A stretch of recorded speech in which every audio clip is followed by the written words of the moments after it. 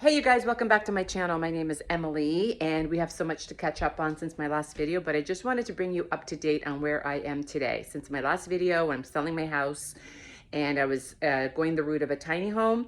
I don't know that I'm going to be doing that anymore. A lot of obstacles in the way, but I'm definitely getting the house ready for the market. So initially I was going to sell when I came back from Africa, getting all my fits ready for Africa. Here, I'm so excited. So I'm going to do that at the end of May. I'm meeting one of my sons down there. I'm flying down with my middle child, my son, and then I'm meeting my older son. He's in Botswana right now. And then he's doing his next excursion in South Africa. So I'm going there at the end of the month. So I'm thinking maybe I'm going to speed up the process of selling my house and have it on the market before I go to South Africa, which I don't know what I'm going to do with my 4 animals that live in this house, 5 sometimes. So that's a little bit like, I got to figure that out. But as a stager, what I wanted to show you is sort of what I have done so far in terms of trying to get it ready. And remember, this is staging, okay, you guys? It is not for everyday living. It is impractical. You'll see when I show you my shower.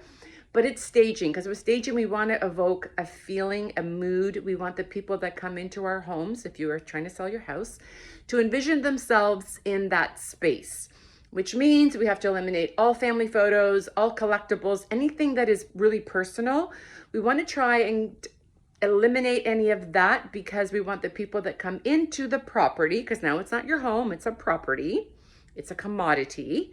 We want them to walk in and feel like, oh yeah, I can see myself here. And they really can't do that if they're looking at family photos all over the place and tchotchkes and collectibles that are very personal. So I've started doing that already. So let's start in my bedroom. So in my bedroom, I've styled, I mean, it was always like this, but I've styled the dresser. So one thing that I want you to keep in mind is I'm trying to keep everything really light and airy and neutral. Super important. If you have red walls or anything like that, we gotta lighten them up. So my bedroom, it's kind of dark in here, is all neutral. Now a bedroom, you want to evoke a sense of calm and tranquility and peace and just a peaceful place to rest. So that's why my bedroom is predominantly creams, beiges, off-whites. It's always like that anyway, but I've just added a little bit of layering. So when you make your bed, as you can see, like I said, this is staging. I mean, it does look like this for most of the time, but it's impractical, I know, for a lot of people to do this on a daily basis. And a lot of the houses I stage are like, oh my God, how am I gonna make the bed? So I just tell them to take a picture and then do everything, put everything back. So lots of layering, and layering is a way to really soften the space. So that's what I've done so far in the bedroom. I'm gonna put art right on that wall, and I actually just bought those pieces of art. Again, everything's light, airy, and neutral. Now coming into the bathroom, I sort of have started in here as well. So take everything off your counters, including the water bottle. I do have my product there because I'm living here, but take everything off your counters and just make it look pretty. I love the texture of this vase. It's beautiful. Again, light and airy, clean. My cat, he's at my feet. You guys know, you follow me, you know about my cat. I need to get like one of those snugglies that you put a baby into and just carry him around all day because he does not leave my side. Okay, I added this, I didn't have this, I added this bath bar, which is kind of pretty and just adds a little bit of, I don't know, texture and warmth because of the wood. Audrey has been with me for many years. She inspires me. She's like my icon. I love her. And then this is what's not so practical. And I don't know what you can see. So obviously, if you can get real eucalyptus, usually eucalyptus is hung. So when the shower is going, the steam brings out the aroma of the eucalyptus and it is just so relaxing. That is faux eucalyptus. Those are shower steamers. So when you have the shower going, you put them at the bottom and it just makes the shower smell beautiful, or the bathroom smell beautiful. So it's kind of a pretty way to have your products in here. If you're not, generally I advise everybody to get rid of everything off the counters and in the showers. Have nothing on your kitchen counters. But if you can make it look pretty and still functional, then that's definitely the way to go. So in the corner, I'll fix this and put some cushions on it. But again, everything's just light. And then you come out into here, into my office, and gosh, what can you see here? So again, you know how you know if you have a house that is really cohesive and works is when you can literally take anything from one room and put it into another room and everything still goes. So as you can see, again, everything is creams, off-white, beige, light, airy.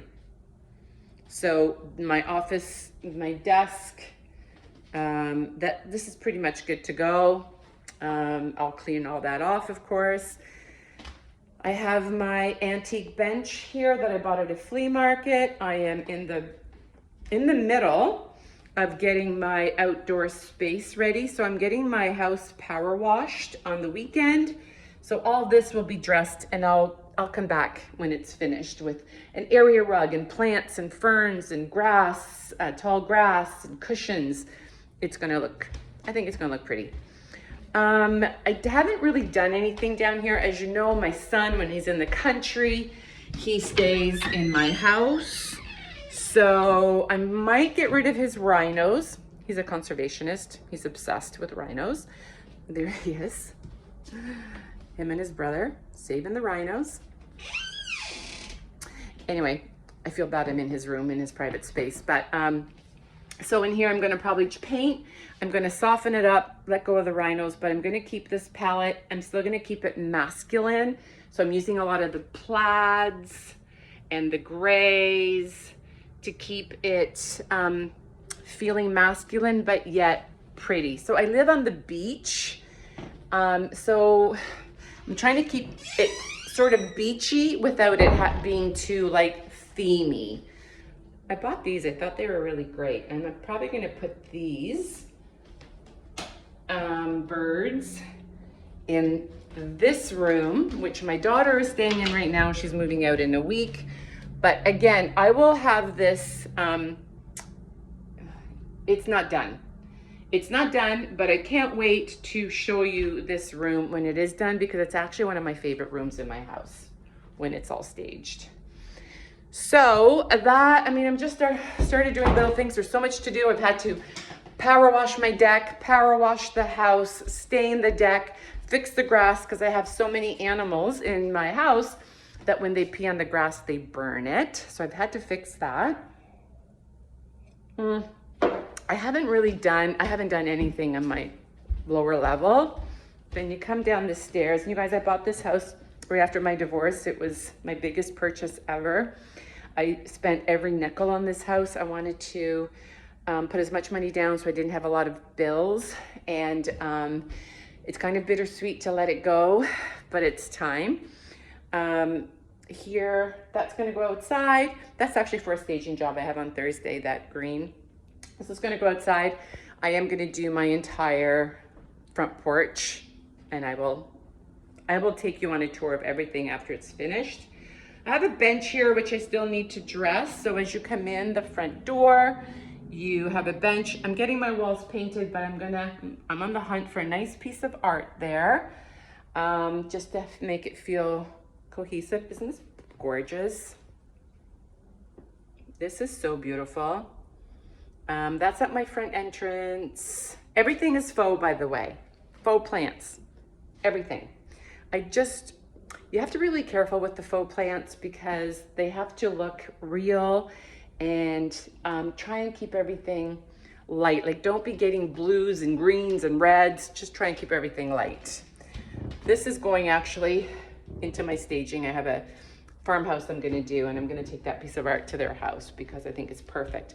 haven't really done anything in this main room. I mean, there's some areas that are, you know, pretty and staged, but I haven't really done much. Like this is pretty. I've got this little area ready here with the faux greenery and the vase. I don't know if you, can't see what you guys are seeing. So this is sort of already done. I've got a full length mirror here that I really love. I've got, these are ready to go outside. Those are my outdoor cushions. And this is pretty too. Again, I'm keeping everything. Remember how I said if you can take anything from one room and put it into another, you know your home is cohesive and it's working well. And basically anything in here, I could take it to any bedroom. I could put it on the deck. Yeah. So anyway, that's what I've done so far. I've got to repair a window that's broken. These antique doors are actually going to be hung on this wall, and they're going to flank the TV. I found these at a antique market, and I love them. And then I've got somebody hanging lights coming. I've got somebody coming to just patch the roof. There's a shingle that came off, and that's about it.